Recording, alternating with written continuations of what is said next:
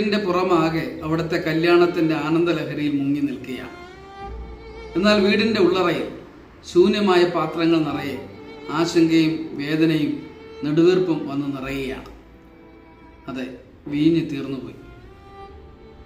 വീടിൻ്റെ ഉള്ളറയിലെ നോവിൻ്റെ ആഴമറിഞ്ഞ ആ അമ്മ തൻ്റെ മകൻ്റെ കാതിൽ പതുക്കെ മന്ത്രിച്ചു, വീഞ്ഞ് തീർന്നുപോയി, എന്തെങ്കിലും ചെയ്യണം. പക്ഷേ ആ മകൻ്റെ മറുപടി ഒരു ക്രൂരമ്പായി ആ അമ്മയുടെ ഹൃദയത്തിൽ വന്ന് തറച്ചു. സ്ത്രീയെ, എനിക്കും നിനക്കും തമ്മിലെന്ത്? ഉറപ്പായും ആ മകൻ്റെ വാക്കുകൾ ആ അമ്മയുടെ ഹൃദയത്തെ വേദനിപ്പിച്ചിട്ടുണ്ട്, ഹൃദയത്തിന് മുറിവേൽപ്പിച്ചിട്ടുണ്ട്.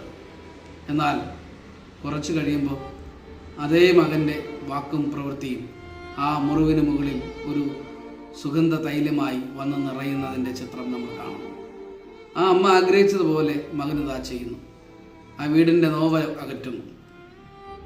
നേരത്തേക്കാൾ മികച്ച വീഞ്ഞിത അവൻ വിളമ്പുന്നു. എന്ത് മാറ്റമാണ് ഈ മകനിൽ വന്നത്?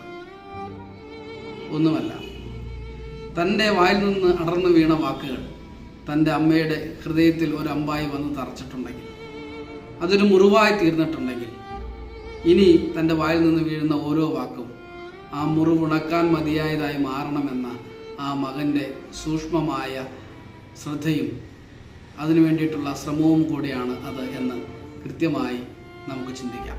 പ്രിയരെ, നമ്മൾ മൂലം ആരുടെയെങ്കിലും ഹൃദയങ്ങളിൽ മുറിവുകൾ ഉണ്ടായിട്ടുണ്ടെങ്കിൽ ആ മുറിവിന് മുകളിൽ ഒരു സുഗന്ധ തൈലമായി നമ്മുടെ വാക്കും പ്രവൃത്തിയും മാറാൻ ബോധപൂർവം നമ്മൾ ശ്രമിക്കേണ്ടുന്ന നാളുകളാണ് ഈ നോമ്പിൻ്റെ നാളുകൾ. മുറിവുണ്ടാക്കുന്നവൻ മുറിവുണക്കുന്നവനായി മാറുന്ന കാലം.